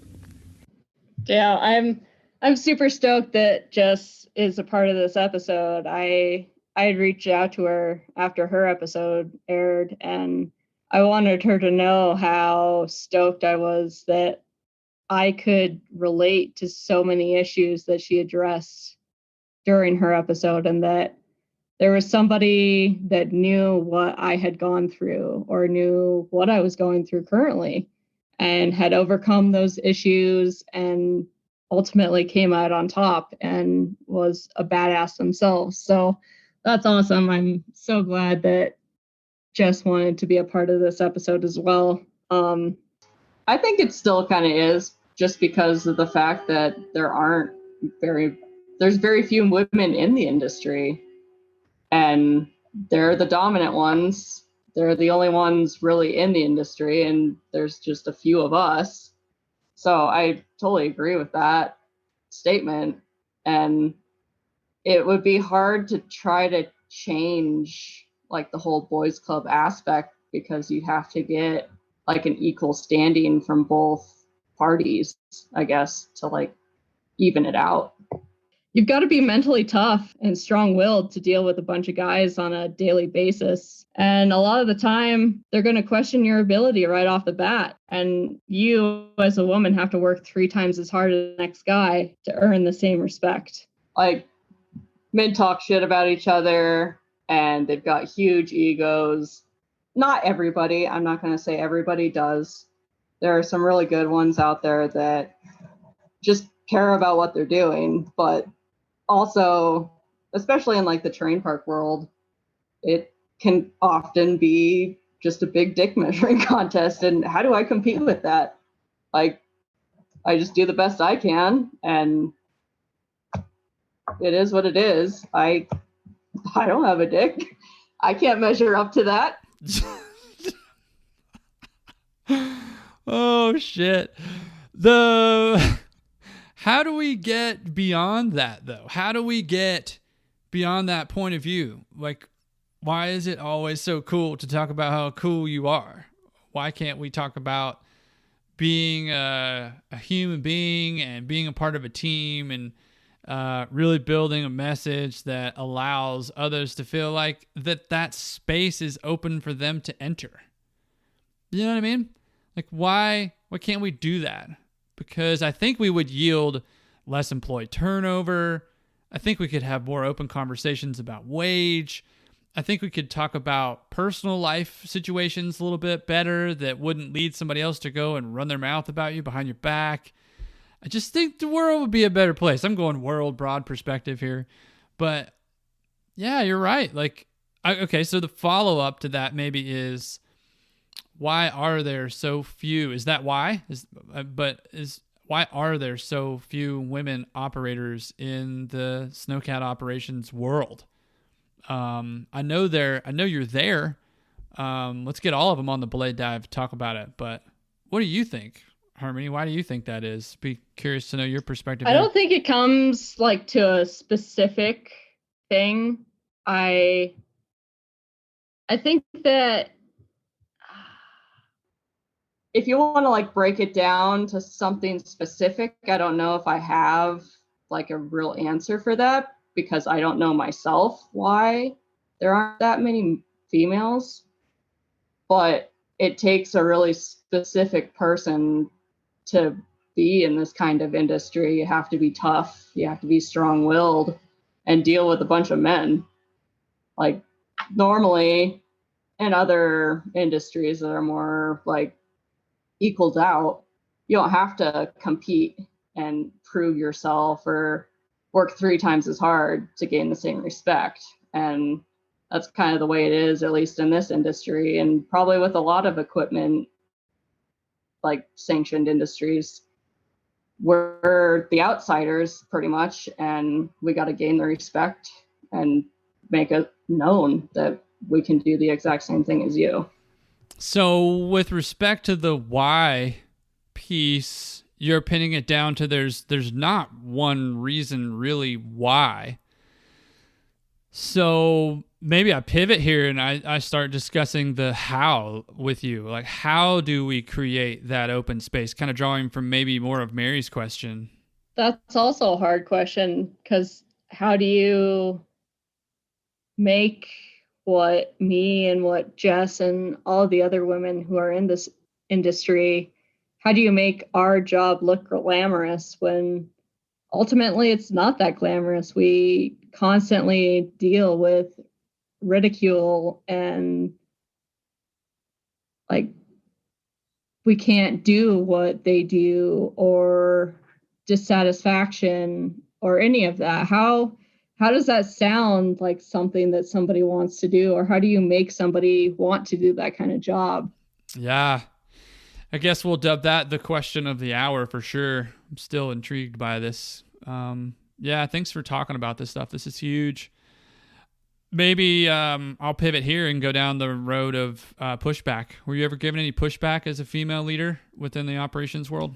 Yeah, I mean, totally. And I still feel it every now and then. I try not to let it bother me so much, but I'd be lying if it didn't at all. And I think it comes from like a certain level of maturity for a man to be able to take feedback or direction from a woman or somebody that is along like my lines trying to contribute. And necessarily, like, a lot of the time it's not accepted, and it should be, because my opinion matters and everybody's opinion should matter. But like, sometimes it's a double standard if I mention something or give constructive criticism or feedback, because I feel like I'm often thought as of a bitch, and that's never my intention. And I never want that to be, for it to come across that way, or that I look mad all the time because I have resting bitch face. And I have a mean resting bitch face, but don't base your opinion of me off of that. Can we, let's go back to the resting bitch face. I'm sorry I'm laughing. I'm laughing with you because I have to laugh at the people that are, I think they're probably just unable to process what it is for somebody to be, oh man, for fuck's sake, just intentionally listening to learn instead of just, I mean, is that true? Like they're totally misinterpreting your body language. Totally. All of the above. Like, I'm not sitting there all smiles and sunshine, like, and neither does anybody else. You can tell when somebody's either that's their face or that's not their face. And what my face gets categorized as is resting bitch face. And it's not angry and it's not happy. It's just that's my face and that's what it looks like. And when you're talking about male and female and dominance, mine looks like a bitch, and people might take it as that and they may not, but for most people it looks angry, but that's not my intention. I don't want it to be my intention. I'm just listening. I'm taking in what you have to say. I'm creating a way of how we're going to execute that on the hill or figure out a plan on how to do it. Like, I'm just not sitting there all angry because of what you've said. My cogs are working in my brain and I want to make a plan efficient for the night. Okay, so along the lines of what we have been discussing, maybe this goes there, but some of the best advice, what is that you've been given within your career? What does that look like? I can't really remember a whole lot of advice I've been told over the years, but you kind of have to just take your own advice and do what's best for the project or what the best interest is for the mountain or whatever it may be. That's the advice you have to take. And it generally comes from yourself. Like, you can get a bunch of good advice from people all the time, but whether it fits into your dialogue or not, you have to trust yourself and take your own advice. And I do have like one thing that kind of speaks to me, and I can't recall who said it to me or if I read it somewhere, but it goes, be careful how much you tolerate. You're teaching them how to treat you. I've tolerated a lot in the almost 10 years I've been in the industry. And it's not just from the men I've worked with, but from our customers as well. Like, all the inappropriate things that have been yelled at me off the chairlift by customers, mostly at Bear, because that's when I was working during the day. Like, having my ass slapped by customers a few times. And I tolerated it back then. And I know if that were to happen now, I would stand up for myself a lot better than I did back then. Super hard to... Yeah. Hey, thanks. I just want to say thanks for sharing that. That might be tough to talk about. So I'm throwing that out there. That's heavy. Yeah. And it's not something I did all the time, because I definitely tolerated a lot of stuff when I worked there. A lot of stuff was said to me over the time I was there, and I just let it go and I let it happen. But over time, it got to the point where it's like, this is inappropriate, and nobody, whether it be an employee or a customer, should be saying this. And yeah, we get a pretty rowdy crew up at Bear Mountain, and we still do at Mammoth too, but I'm not on the day crew side. I'm on the night side here at Mammoth. So I don't see it as much, but I did at Bear, and it did bother me. And whether it be appropriate or not, like, that's not something you say to somebody, especially in the world we live in right now. Like, that is super inappropriate. And I let it go. And that's where the whole tolerating thing comes from. I tolerated a lot, and I still continue to tolerate a lot, but you don't see any of the guys getting yelled at like that. And it's not like I was dressing provocatively, because I wasn't. I was dressing to dress code. I was following company standards. So you can't say it was me. It was the customer. And I know the customer is always right, but just on like a human level, you don't say that to each other. No. I want to take it this way for a second. Like, did you ever feel like you really had to advocate for yourself when you were enduring that? Or if you were and there was support there, how was that advocation received? Was that well received? Everybody have your back?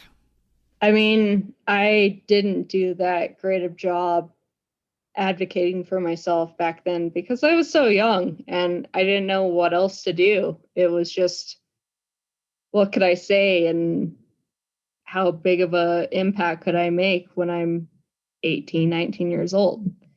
But now I know that can't be tolerated. And even if it's an employee or if it's a customer, that still doesn't make it okay to be treated like I was or anything like that. And I think we just need to speak up and be reminded that we have people that will trust us, that will take our word for what our word is. Yeah. Well, and like it's a heavy topic of conversation, but I just want to say thanks again for being willing to talk about it. I believe that the future is super dependent on how we proceed with situations like these. You know, if we're going to create, like we've already mentioned, a space that is open and honest and that everybody feels like they can do several different things, which is advocate for themselves, feel like they can be open about what just happened to them and with respect to an experience. I think that starts at the top with leadership. And as we see, you know, our generation get a hold of leadership opportunities, my hope is that we just have folks that are way more open-minded and in tune to what it means to proactively approach an issue like this and address it, and not just necessarily, as you've stated already, tolerate it and go, yeah, that's the new normal. You know, that's not okay. I think that if we can have an open, honest, and awkward conversation about change, then this has got to be one of the topics that is discussed. So I'm super stoked that we're talking about it on the Blade Dive. It's heavy. It's not an easy thing to talk about, but I would I'd be curious to know too, like feedback, like have you ever given any of that out as a female leader and have somebody be like, nah, I'm not hearing that shit? Oh yeah. Definitely like younger operators that don't exactly know everything, and it's fine if they want to think they know everything, but they should take feedback from us older operators saying like, hey, what you could do better, or just constructive criticism or feedback on their work. And I feel like it's even tougher for me because I'm a woman. When I give that kind of feedback, it's almost taken as being bitchy or like, why should I listen to her? When if somebody else, a male on our crew or wherever, says the same thing, it'd be taken differently. It's just the difference of taking my opinion versus somebody else's opinion and having the same result. Okay, I'm going to rewind a lot here and go back to the team building experience that you guys did at Bear, which I think is incredible. Other mountains should just go ahead and pick that up right now and just start doing that. I think that's an incredible idea. But what if we took a growth opportunity for perspective and did this? What if we took frontline employees or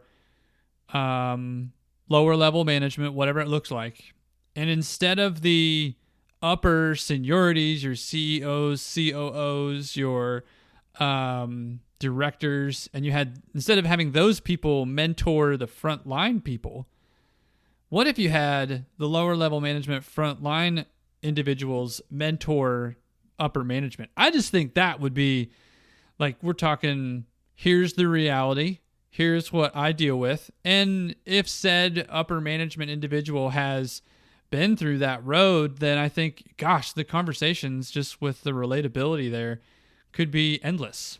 But I think it could be a good thing. I really do. I think that you're giving then all kinds of people access to upper management. And so then perspectives get opened.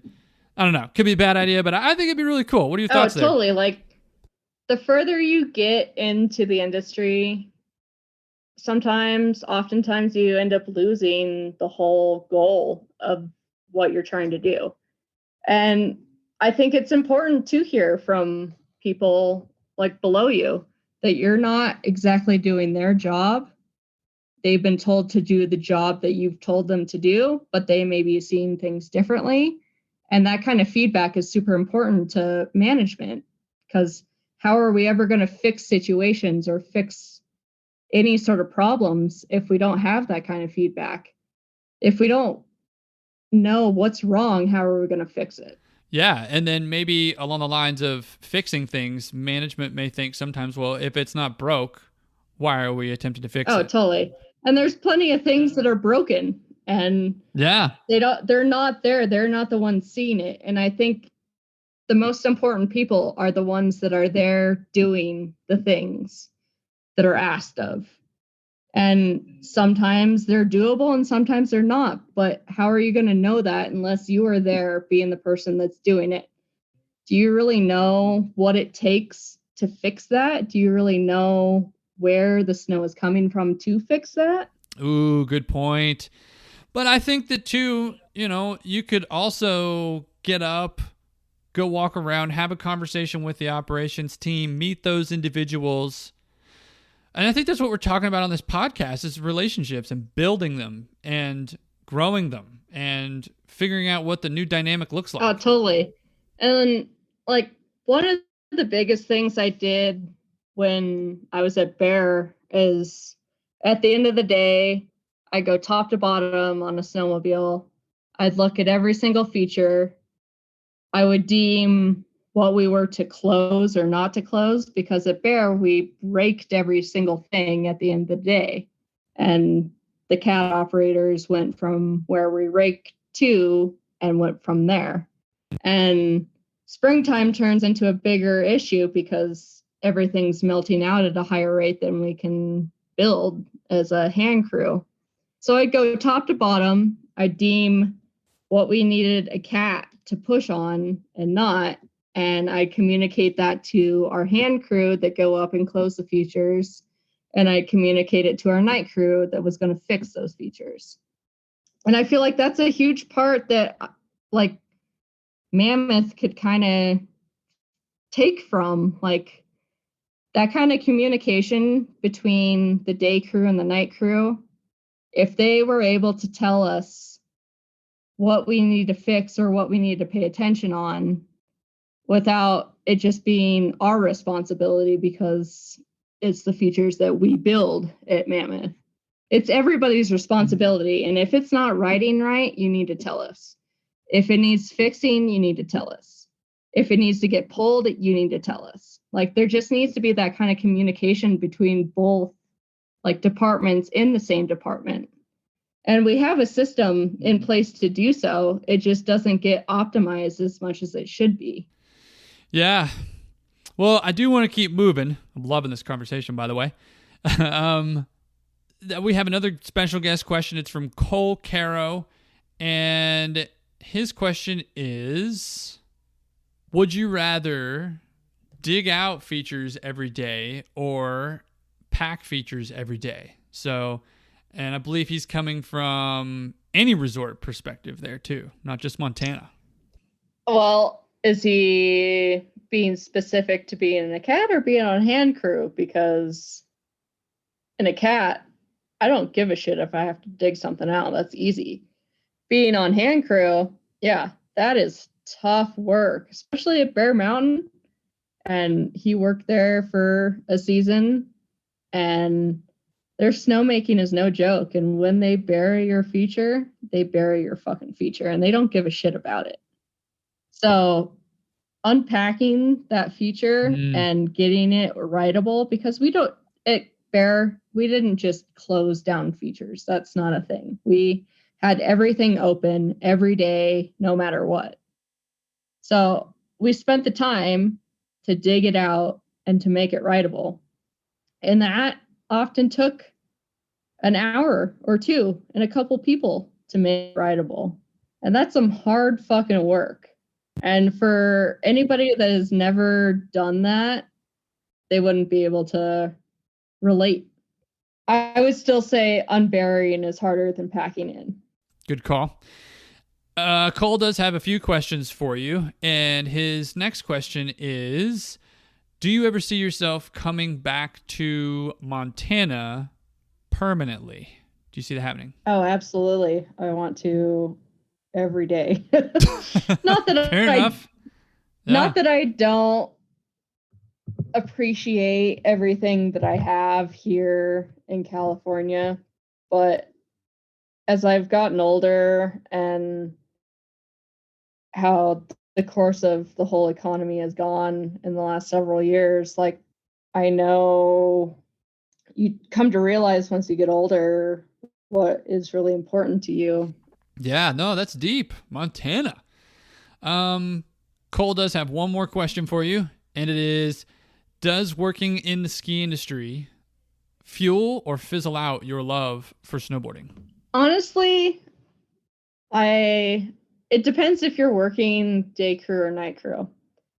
So when I worked park staff, I rode every single day, and I loved it. Whether I hit features or not, I rode every single day because it was part of work, and that was great, and I loved it. But then once I switched to being in a cat at night, that was hard, pressuring work as it is, and I didn't have to be up at a certain time, so I didn't, and my kind of love fizzled out a little bit because I didn't get up and I didn't go ride, and I still to this day don't ride as much as I should, and I know it, but I've also developed other hobbies too. Like, I started snowmobiling, and that was great because when the lift lines are long at Mammoth, you just go out and you do your own thing. But my boyfriend and I started a snow removal business, and I bought a Bobcat a couple years ago. So in the winter, when it snows, we're working our asses off. We're working anywhere between 16 or more hours in a day between a Bobcat and a Snowcat because we both do the same thing. I work at the mountain, he works at the mountain. He has a Bobcat, I have a Bobcat. We get up together, we go do our route, we come home, we go to work. It's a grueling process. So, like, we don't get to enjoy powder days like people do anymore. And we bought the snowmobiles to be able to enjoy the powder days, but with the large amounts of people that have snowmobiles or have backcountry offerings, once we actually get the point or get the opportunity to go out, it's all either crusted up from the sun or tracked out from everybody else. So it's a hard balance in the winter for us because we do both, and somehow you got to make money around here. Yeah, don't we all? I'm going to pivot here, and I'm just going to keep the special guest questions just firing at you. But this one coming up right now is from Tex. So another question from Tex coming at you as a special guest, and I will play it for you right now. Here we go. Hey, Parker. Hey, Harmonee. This is Tex here. So you went from our little mountains here in Big Bear up to the big giant mountains up in Mammoth, and would like to know how that transition was for you and what brought you to Mammoth. Let's hear it. Well, the transition right off the bat, and I knew this, but Bear is very hand crew dominant, and Mammoth is the exact opposite. Like, I did some night crew stuff, the installs, like in the early season when we only had to have like our key people build out the parks and whatnot, we would do that. But for the remainder of the season, I was kind of operating the hand crew during the day, and then there's the night crew installing or fixing whatever needed to be fixed. And I never did do that by cat. So when I moved to Mammoth and everything was done by cat, we installed features with the cat, we maintained features with the cat. There wasn't a day crew presence at all. It was all up to you as a cat operator to do so. that was a huge eye-opening experience to me because I had never had to experience that. Yeah. And okay, so there are so many ways that you can set someone up for success for whatever the project is, but how would you go about that? How would you set that individual up for success? I mean, there's several ways you can go about it, but for me, I think that communication is probably the number one most important aspect when sending someone out on a project and them being successful. And when you know that everyone is on the same page when it comes down to what is expected and when these things are expected, that is ultimately most important. Without a line of open communication between your management team and the operator, there's a lot of room for lost details. Multiple people can say something, but when you're not talking to the person that means the most, there's so many things that one person can say to another person, being the middleman, saying to somebody else, that completely gets lost, and then the whole project is left on a cliff, you know? And when I ask for guidance or help, I don't want to get the impression like I'm being shunned for asking for help. I feel like that's often a taboo subject. It's always encouraged, or like, I should ask for help. And when you need help, ask for it. But the moment you do, or you need some reassurance, it's not there. And I never want somebody to hold my hand. That's never my intention. I want to be able to do something myself, and I want to be able to learn. But I also want some guidance, and guidance goes a long way. Yeah, it does. Real quick, you just led and completed a massive project that centered around athlete training camps. So fill us in on that a little bit. It was a huge undertaking. It's where we built it this year is in a completely different spot that we've built it in years past, and nobody really knew how to build it or what the ultimate outcome was going to be like. And Scott Cherry was definitely a lead helper on helping me figure out the logistics of it and get me started on it. But ultimately, it was me building the pad, winching the pad, making sure it was of length, degree, width, length, everything, to make sure like the airbag was going to fit on it and ride well. And I had help, and I had help from one of the guys that I trained down in Bear as one of my park staff guys. And he moved up here even before I came up here. And him and Mikey were two of the people that I trained down in Bear. And I definitely lean on them, and I know they have my back, and I know that they will always back me with whatever I do. It was definitely cool to have Tree, because we have this mutual connection from Bear that he respects me, I respect him. He knows what I didn't have to stop and talk to him, or he didn't have to call me on the radio. He just, once he ran out of something to do, he was capable enough to find something else to do that was equally as important and productive, and do it himself without me telling him to do it. Okay, real quick, what's it like living in Mammoth? Mammoth is small, and I'm from a small town myself, but this Mammoth is a new level of small. You are really out in the middle of nowhere here. And all of our major shopping is done in Carson City, 2.5 hours away.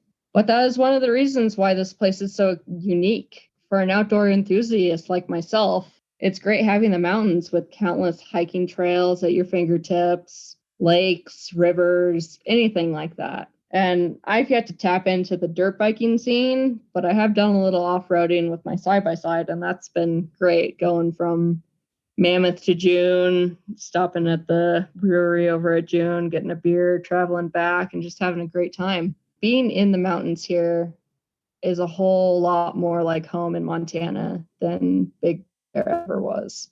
But that's not to say that Big Bear was unique in its own way, because you could go a couple hours and go to the beach or go to the desert. And I love going to the desert right off the backside of Bear. Like, that was some of our favorite activities to do. Rad. What were you doing out there? Were you dirt biking out in the desert? Is that what you did? Dirt biking, side-by-siding, drinking beer, shooting guns, all of the above. Merca. But seriously though, another question maybe would be, what is your version of the perfect trifecta? Snowboarding, surfing, skating. What's your version of that? What's the trifecta up here? It's golfing, snowboarding, and mountain biking, I want to say. There you go. Cool. Dope. And What's that's wrong with even a that? thing in Bear too. Like, there's so many things in Southern California you can add into that trifecta. You don't like one, add another. And I guess that's also true up here. Like, you like to hike, you like to fish, you like to snowboard, you like to ski, you like to golf, you like to mountain bike, you like to dirt bike, you like to side by side. Like, there are so many options in both locations that, like, the trifecta can be anything you want it to be. And plus, there's the big skateboard park here in Mammoth. I like it. What's the future look like in the snow industry? What do you think? Equipment, whatever. Well, coming from like a machine perspective, like where I see the equipment going, I like the way it's going. We've had a couple, our 100 that we have over at Woolies 2 Park is the new joystick, new operation. And then we had a demo this year with everything new, and they've had a winch cat with the same joystick and everything for 2 years now. And I like how much that they will be interchangeable to each other. And I'm pretty happy to see that, because it's been great as a younger operator to be able to have the opportunity to run a handful of different style cats. Yeah, you've definitely had a lot of people much older that could be my dad running equipment. And I can't even contest to what they have to say. But from my experience, like, having the opportunity to run a handful of different style cats here at Mammoth, like the old park generation to our current park pros, I'm very fortunate that Mammoth has a large fleet of machines, like utility cats, including a fork cat, crew cats, yoke cats, zogs, winches. And I've had the opportunity to learn all of them. And it's only broadened me as an operator. Yeah. Okay, let's hit, I want to know, this is a deep blade dive, but sustainability and as a person and being able to provide for yourself, what does that look like in the future of the snow industry? At some point, it turns into either we have to make a career out of it or we have to move on, because the pay doesn't match the living wage. And being an equipment operator, seeing how better paid other equipment operators are for like less the expense, I guess. Like, you see that our snowcats nowadays are worth $500,000, but most people are only getting paid $15 an hour to run them. It's like, how much do they actually care about who's running the machine or what product they're producing to the wage that these people are making? Shouldn't we be paid a lot better? Or maybe not, just because it is the ski industry. But we are still operating equipment, and that still takes a skill set that not everybody has. Very true. Okay. Rapid fire questions. I'm sure you've heard a few episodes with them, and I've got them for you. First one, favorite shift, swing, day, or grave? Which one you got? Which one you going with? I've worked all three. I want to say probably my favorite is swing, but that's all up into interpretation. Like, I love my day shift. I love being able to go out after work and hang out with people and then go to bed.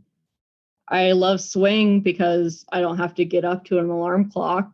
I get up when I feel like I need to get up, whether I work like a swing grave shift or just a straight swing shift. And grave, I was already up, so I might as well do something with myself. But ultimately, I think swing is probably my favorite. Fair call. I mean, I think including sustainability in that schedule with swing is possible. But I've always loved grave just because it invigorates my passion to ride. But Yep, exactly. yeah, but okay. Question number 2, hourly or salary? I'm more of an hourly advocate. There's definitely situations where one or the other like win, but I feel like I work way more overtime than I would like benefit being on salary, so I would pick hourly. Yeah, solid points. Solid points for sure. Okay, question number 3, replacing a grouser or replacing a hydro hose? Which one you got? I've never replaced a grouser because I know that takes shop work. You gotta detrack, lift up the tracks, replace it, screw it all back together. I've never done that. That's more of the mechanic's job. But I have replaced a hydro hose. You figure out the number if it's not bad, or you just tighten up the fitting. Depends on which hose you blow, though, because there's some that are way more labor intensive than others, and some you just can't fix yourself. Yeah, no, solid points. Main driveline hose, no bueno for sure. I completely empathize Oh, with totally. that. Ones you can't get from underneath the cat, like, yep, I'm just going to park it. You're either going to have to come get it, or we're lucky enough on Mammoth, most of the time we have swing shift mechanics that will come out and take care of any need you have. But come like springtime, we don't have those guys anymore. So it's either you fix what you can or you leave it on the hill and they'll take care of it in the morning. Yeah, totally. And I get that too. I mean, constraints. Yep. Well, okay, so this one's a toughie. 5 songs in rotation in whatever machine you're in. What are they? See, I couldn't pin it down to 5 songs. I listen to so much music constantly, and I have to be changing it up. I'll go through my country phase to pop, but old pop. I don't like the new pop these days. And then I'll listen to nothing but Taylor Swift for a while. And then I've recently found a channel on Sirius XM app called the Emo Project. That is all the music I used to listen to in middle school, high school, like Blink-182 and all the good pop punk bands.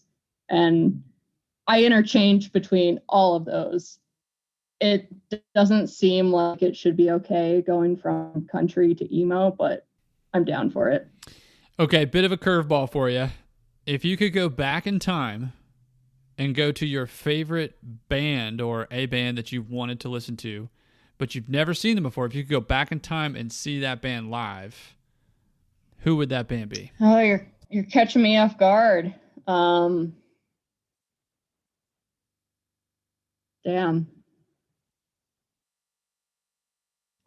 I've seen a good amount of bands in my day.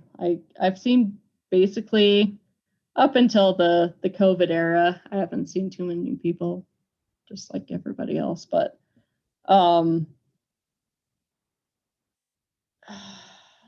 don't know. I honestly don't know who I'd want to see. That's a toughie. I mean, I had to ask. I would go see Led Zeppelin. And I know that that would be a trip in itself. But I'm a classic rock guy, so I'd have to go with Led Zeppelin. I don't know where, but Led Zeppelin definitely live would be kick-ass. Okay, favorite place to ski or ride? Where is that going to be? It's got to be like one of my favorite places is Whitefish. That's where I kind of learned how to ski because my grandma bought me the lessons and I spent a lot of time up there. But one of my also like ultimate favorites is Schweitzer in Idaho. And that was my first experience with the 6-person chairlift. And I thought that was the coolest thing back in the day. I didn't know that they even made them that big.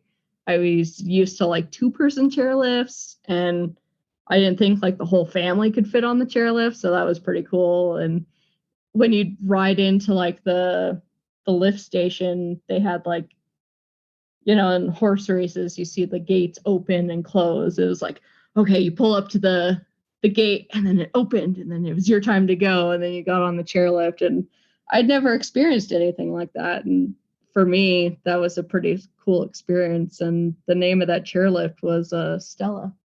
Stella. Okay, last question of the rapid fire series of questions. If you had 12-hour shift and you had to pick one machine, snowcat or excavator, which machine would you go with? Mandatory 12-hour shift. Well, it's not going to be an excavator. It's going to be a bobcat.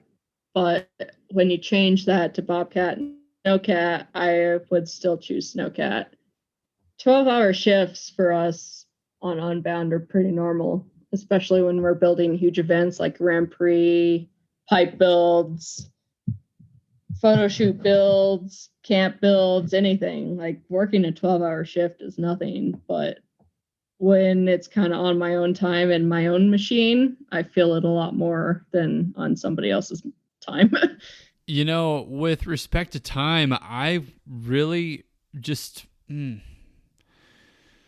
I hope that this conversation that we're having right now truly inspires other women to be a part of the operations world, whether that's operating a snowcat or any piece of machinery. I truly hope it does. I've really enjoyed I feel like it's just been kind of catching up. Like, it's been really rad, Harmonee. I'm grateful for your time and that you even wanted to come on the podcast. We talked about some heavy stuff tonight, and I'm grateful. I'm so grateful, and I just want to really express that. So thank you so much for taking time out of your day to join me on the Blade Dive and talk about you. No, Parker, I can't thank you enough for having me. And all I want to accomplish is just inspire other people or other women to want to be a part of the ski industry, and not even just the ski industry, the equipment industry. Just go out there and do what you want to do.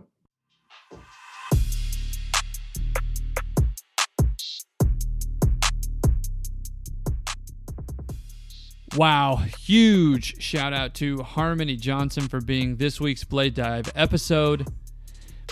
I think the overall message is, people, let's be kind to one another. I mean, that was my massive takeaway that I took from this episode. Don't allow people to just have a tolerance for bullshit. Check in with your people. Check in with your friends. Check in with your crew. See how they're doing. And let's lift each other up right now. This is a good time to do that. I will say, I would love to see anyone initiate and execute the mentorship program that could potentially be of frontline employees, guest-facing employees, lower-level management, mentoring CEOs, COOs, directors, GMs. I just think that would be amazing. I think we could gain a lot of insight, and I think that there are probably a lot of common denominators between those individuals. More so often than we think. I think there's way more than we think that there might not be, for sure. If you're not already, subscribe to the podcast, leave us a review, and be sure to follow us on social media at The Blade Dive on Facebook, Instagram, and Twitter. So I'll leave you with that, and you know the deal. Doesn't matter if you're in the dirt this summer or the snow. Don't be a dick. Fill your machine with diesel at the end of your shift, please.